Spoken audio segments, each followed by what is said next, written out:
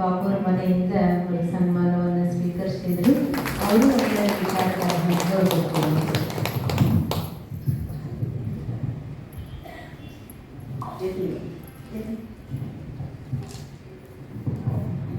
ಅವರು teacher information. ನಾನು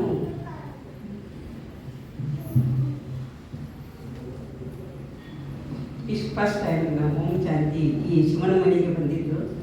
ಈ ವೇದಿಕೆಯನ್ನು ನಿಮ್ಮನ್ನು ಇಷ್ಟೆಲ್ಲ ನೋಡಿ ಬಹಳಷ್ಟು ಸಂತೋಷ ಆಗ್ತಿರ್ತೈತಿ. ನನಗೆ ಏನು ಮಾತಾಡಬೇಕು ಅನ್ನುವಂಥದ್ದು ಮನಸ್ಸಿನೊಳಗೆ ಮಾತಾಡ್ಬೇಕಂತ ನಿಮ್ಮನ್ನು ನೋಡಿ ನನಗೆ ಬಹಳಷ್ಟು ಸಂತೋಷ.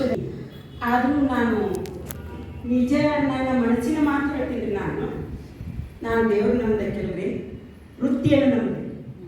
ಒಟ್ಟು ನಾನು ದೇವರಂದ್ರೆ ನಾನು ವೃತ್ತಿ ಮಾಡಿದರೆ ಸಾಕಲ್ಲ, ಅಲ್ಲೇ ದೇವರ ನನ್ನ ಸಂಸಾರವನ್ನು ನಾನು ಅಚ್ಚುಕಟ್ಟಾಗಿ ನಾವು ಮಾಡ್ಕೊಂಡು ಹೋದ್ರೆ ಏನು ಅಲ್ಲೇ ನನ್ನ ದೇವರು. ನಾನು ಯಾಕೆ ಮತ್ತೊಬ್ಬರು ನಾವು ಮಾತಾಡೋದು ಬೇಡ, ಏನು ಬೇಡ, ಇದೇ ಒಂದು ದೇವರು. ನಾನು ದೇವ್ರು ಬೇಡ, ದೇವ್ರು ಬೇಡ. ಇಲ್ಲಿ ತನಕ ರೀ 60 ವರ್ಷ ಆಗುತ್ತೆ ನಾನು ವೃತ್ತಿನೇ ದೇವರು, ನನ್ನ ಸಂಸಾರನೇ ದೇವರು. ನಾನು ನಿಯತದಿಂದ ನನ್ನ ಸತ್ಯವನ್ನು ಹೇಳ್ಕೊಂತ ಇದಕ್ಕೆ ಉದಾಹರಣೆಯಾಗಿ ನನ್ನ ಸಹೋದರಿ ಕಳೆಗುಡಿ ಟೀಚರ್ ಅವರು ನಾವು ಕೂಡಿ ಒಂದು 12 ವರ್ಷ ಅವರು ನಾವು ಜೊತೆಗಾಗಿ ನೌಕರಿ ಮಾಡಿದ್ವಿ.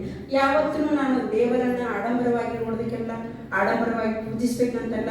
ಎಲ್ಲರೂ ಮಾಡ್ತಾರಪ್ಪ, ನನ್ನ ಬಗ್ಗೆ ಏನೋ ತಿಳ್ಕೊತಾರೆ, ನಾವು ಮಾಡಬೇಕು ಅನ್ನುವಂಥ ಇದರಿಂದ ನಾನು ಪೂಜಾ ಮಾಡಲಿಕ್ಕೆ ಆದಷ್ಟು ಹೆಚ್ಚು ಕೋಟಿ ಒತ್ತು ಕೊಟ್ಟಿದ್ದೆ. ಯಾಕಂದ್ರೆ ವೃತ್ತಿಗೆ ಮತ್ತು ಸಂಸಾರಕ್ಕೆ. ಅದು ಆಗಿಂದ ಆ ಸಂಸಾರದಲ್ಲಿ ನನ್ನ ಕರುಳುಗಳನ್ನು ಕಳ್ಕೊಂಡಾಗ ನಾನು ಶಿವಬಾಬನ ಹತ್ರ ಬರಬೇಕಾಗ್ತದೆ.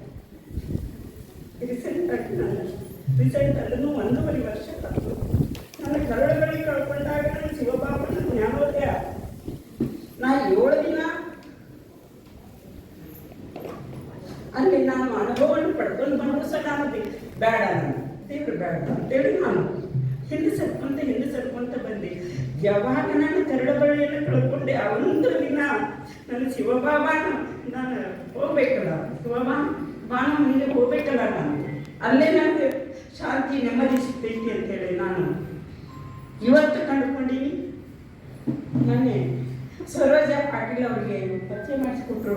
ಅವತ್ತಿಂದ ನಾನು ಈ 2 ವರ್ಷದಿಂದಲೇ ನಾನು ಶಿವಬಾಬನ ಮನೆಗೆ ಶಿವಬಾಬನ ನುಡಿಗಳನ್ನು ಕೇಳಬೇಕಾಗಿತ್ತು. ಆದರೆ ನಾನು ಮನಸ್ಸೇ ಮಾಡಲಿಲ್ಲ. ಅವತ್ತೇ ನಾನು ಅದೇ ದಿನಗಳಲ್ಲಿ ಮಗಳನ್ನು ಕರುಳುಗಳನ್ನು ಕಳ್ಕೊಂಡು ನನಗೆ ಬೇಡ, ಶಿವಬಾಬನ ಬೇಡ, ಯಾರು ಬೇಡ ಅಂತೇಳಿ ನಾನು 7 ದಿನ ನಾನು ತರಬೇತಿ ತೊಗೊಂಡು ಬಂದರೂ ಸಹ ನನಗೆ ಹೋಗಕ್ಕೆ ಮನಸ್ಸು ಬರಲಿಲ್ಲ.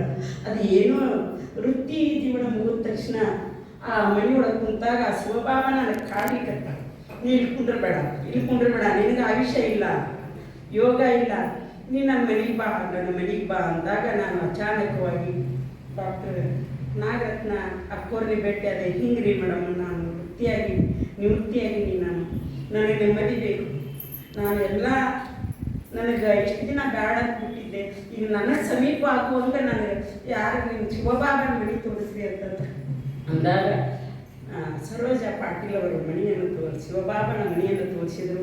ಅಲ್ಲಿಂದ ಈಗ ನಾನು ಹೋಗಕ್ಕೆ ಒಂದು 7 ದಿನ ಆಗೈತೆ ಅಷ್ಟೇ, 7 ದಿನ ಆಗೈತಿ. ಇನ್ನು ಈ ಎಲ್ಲ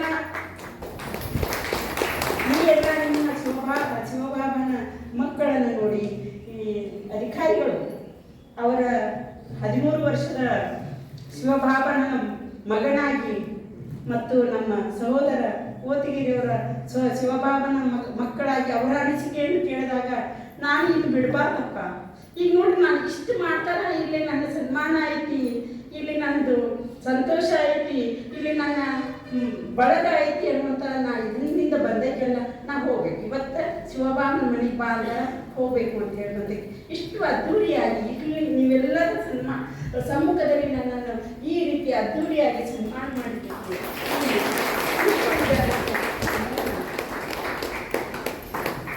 ಇನ್ನೂ ಹೇಳಬೇಕಂತೇಳಿ ಇದೇನು ಸಾಕಷ್ಟು ಮಾತುಗಳು ಅದಾವು. ಆದರೂ ಆ ಮಾತುಗಳು ಇನ್ನೊಂದು ಸಂದರ್ಭದಲ್ಲಿ ಮಾತಾಡ್ತೀನಿ ಅಂತ ಹೇಳಿ ಎಲ್ಲರಿಗೂ ಧನ್ಯವಾದಗಳನ್ನು